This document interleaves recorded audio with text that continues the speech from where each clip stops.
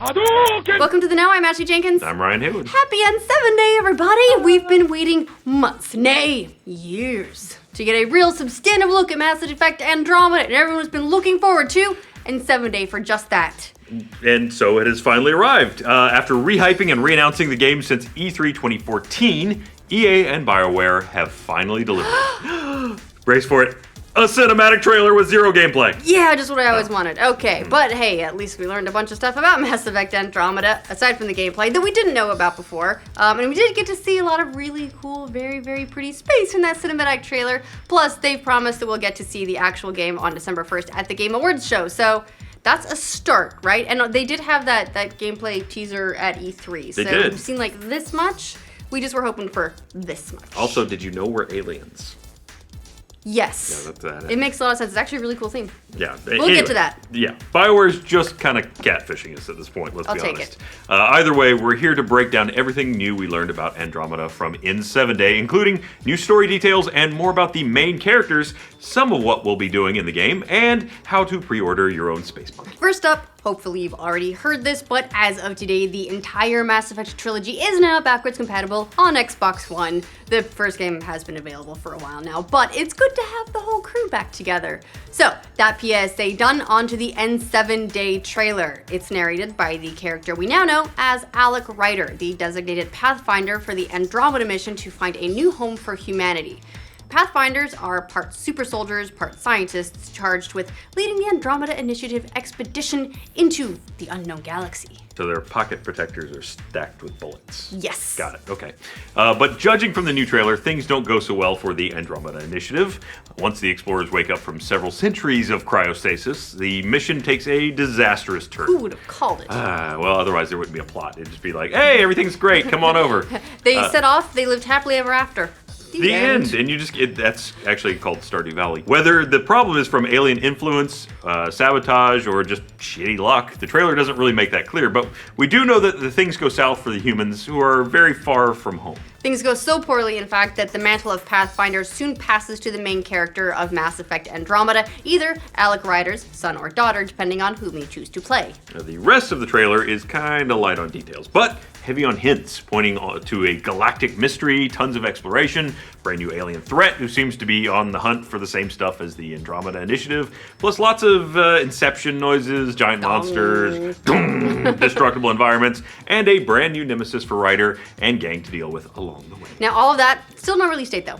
So the only time frame the trailer gives us is spring 2017, which we already knew. That definitely won't give any kind of comfort to the people out there who are worried that Andromeda might slip again, especially since EA said last week in an investor call that they'd happily delay it again if it makes the game better, up to 5 months. Which, I'd prefer they delay it and put out the right game. On the other hand, I just want it. Just relax. There's no easy answer. They'll give it to you when they're ready. But we'll set aside the doom and gloom for now to focus on everything else we learned, because we got a lot more concrete information from other sources through the day.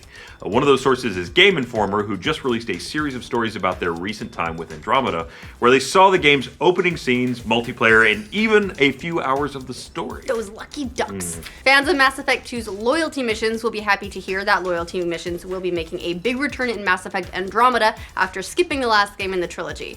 According to BioWare, you'll be able to go on specific missions for each of your party members that flesh out each character. However, some might be a little bit disappointed to learn that unlike Mass Effect 2, these loyalty missions won't really affect the game's ending. Oh. At least they're not overpromising. Okay, right? Well, I guess they really have learned nothing from Mass Effect 3. Well, or they learned to just not make the promises in the first place. Oh, that's fair. It'll be a colored ending. Yeah. BioWare's creative director, Mac Walters, said of the loyalty missions, the big difference between this and Mass Effect 2, where you did a loyalty mission that all impacted the ending, is that they're much more optional in this case. If you don't want to engage with them, you don't have to. If you want to engage with them, after the critical path is done, you can do that. All right. Game Informer's story also sheds a little bit more light on the two siblings that can be Andromeda's main characters, who finally have names, Scott and Sarah Ryder. Nice, generic Scott and Sarah. I just hope that everyone calls you S. Yeah, what's up, S? What's up, S? That way Ryder. they don't have to record extra dialogue for the two. And just like we've heard before, both will exist in-game at the same time. According to Game Informer, regardless of whether you choose Scott or Sarah Ryder as your hero, you will still be hearing plenty from the other sibling. Picking one twin doesn't mean the other ceases to exist. They both play significant roles in the story. In fact, there's a mystery tied to the Ryder family that players can discover as the game progresses. The mystery no doubt has to do with their father, Alec, who is described in a new update to the Andromeda Initiative website as a seasoned galactic explorer who was part of the original task force which traveled through the Charon mass relay that first encountered by humanity. So he's no stranger to jumping into weird places, and his kids certainly have a lot to live up to.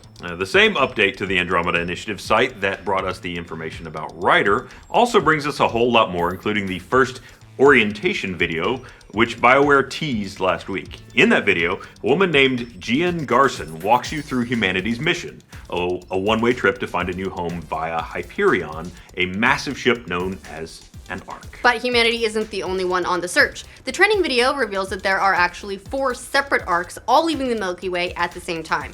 Humans will be on one, and the other 3 will be alien races, presumably Solarians, Turians, and the Asari, the council races, but that's just a theory. Generally the friendlier ones.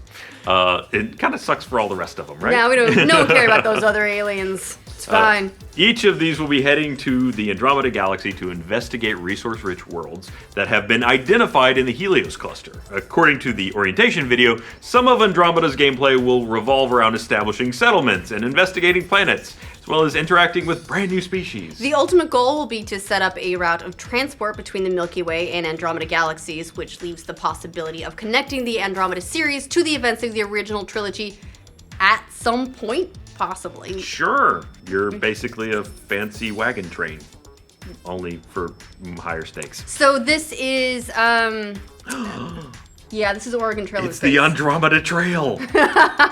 You have died of dysentery. Little Timmy broke his leg. Gotta put him down. Just leave him.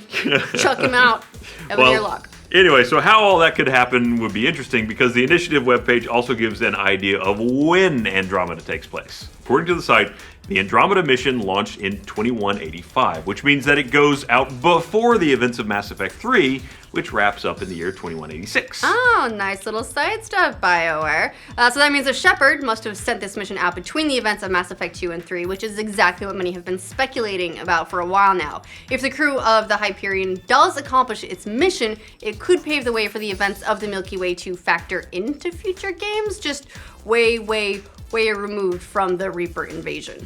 It's like getting a really bad call from a relative. If you're hungry for more... grandson, like 600 years in the future. Remember that thing you did? Hey, we're here. Well, like a couple centuries ago, it was great. Yeah, there's no fast travel anymore, sorry.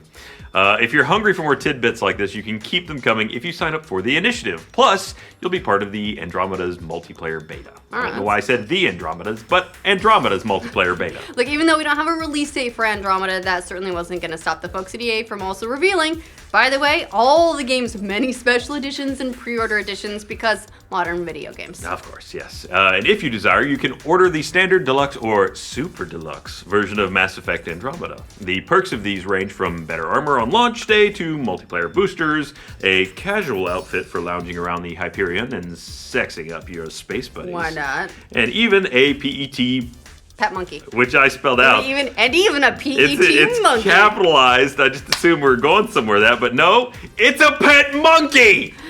But only if you spend an extra on the deluxe or super deluxe. There's also, of course, a $99 collector's edition with a die-cast Nomad, the new version of the Mako, or even a remote-controlled version if you want to drop twice as much, except it doesn't have the game in that edition.